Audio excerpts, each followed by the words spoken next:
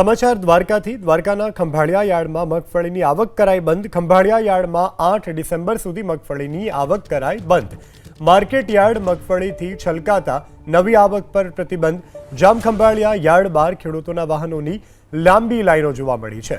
હાલ ક્ષમતા કરતાં વધુ મગફળીની આવક થઈ ચૂકી છે, જેના કારણે નવી મગફળી ન લાવવા માટે હાલ મગફળી